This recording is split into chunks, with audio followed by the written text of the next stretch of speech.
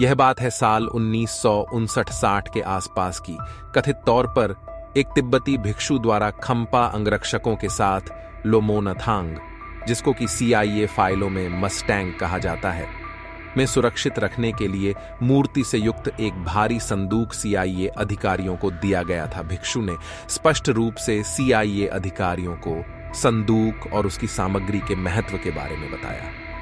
CIA के एक जिज्ञासु अधिकारी को बौद्ध भिक्षु ने संदूक और उसकी सामग्री के बारे में जो कुछ बताया उसका विवरण सावधानीपूर्वक लिखा।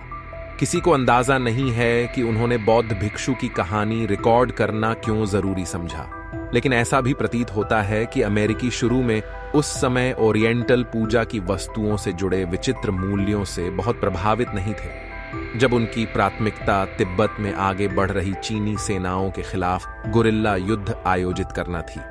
होता कुछ यूं है कि जिस सप्ताह CIA अधिकारियों को संदूक मिला, उसी दौरान CIA अधिकारियों की चीनी सेना के साथ तीखी झड़प हुई, जिसमें वह तिब्बती भिक्षु और उनके रक्षक मारे गए।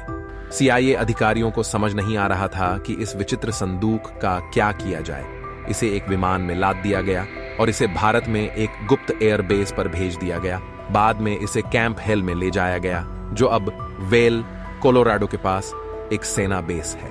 नमस्कार दोस्तों, अभी तक आपने जो कहानी सुनी वह इस वीडियो का एक तरह से मूल रूप है। चलिए हम आपको इस घटना को विस्तार से बताते हैं। वीडियो देखते देखते हमारे चैनल को अवश्य सब्सक्राइब करते चले, और हमारा वादा है आप तक कुछ नया और रोचक लेकर आने का, और वीडियो को अंत तक अवश्य देखें। शुरुआत में हम जिस बंदूक की बात कर रहे हैं उसके अंदर भगवान विष्णु की एक बहुमूल्य मूर्ति थी।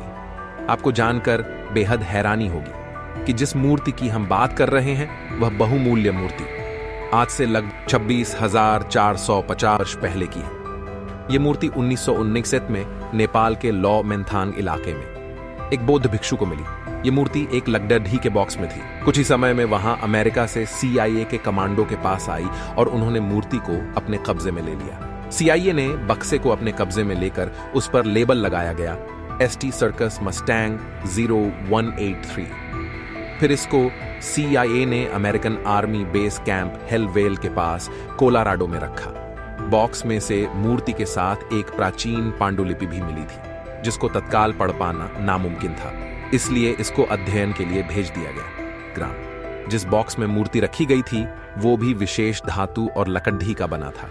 मूर्ति के नीचे शिव पार्वती जी की आकृति भी है। इन सब की कार्बन डेटिंग करने पर यह 26,450 ईसा पूर्व की बताई गई। CIA के निदेशक जॉन मैकन व्यक्तिगत रूप से पूरी गतिविधियों में शामिल थे। इस मूर्ति के साथ पांडुलिपि का मिलना, जिसमें इस मूर्ति की उपयोगिता, इसका इस्तेमाल और इसका नाम भी लिखा है। इस मूर्ति का नाम का अनुवाद किया गया तो ये कल्पा महाआयुष रसायन विज्ञान मिला।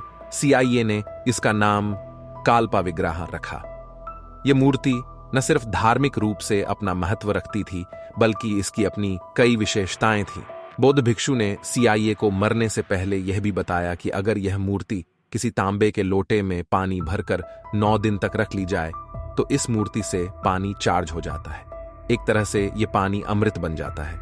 यह पानी पीने वाले की उम्र बहुत ज्यादा हो जाती है। CIA ने इस विधि को किया और पानी को अलग अलग प्रयोगशालाओं में भेजा गया, और सब प्रयोगशालाओं की रिपोर्ट सीधे CIA निदेशक जॉन मैककॉन को भेजे गए। पूरा मिशन बेहद गोपनीय रखा गया था। इसके बाद CIA ने एक योजना के तहत एक टीम तैयार की, जिनको ये पानी पीने को दिया गया। आपको जानकर हैरानी होगी कि जब 1960 के आसपास ये प्रयोग जिन पर किया गया, आज सब टीम के मेंबर अपने पर पोतों के साथ हंसी खुशी जीवन बिता रहे हैं।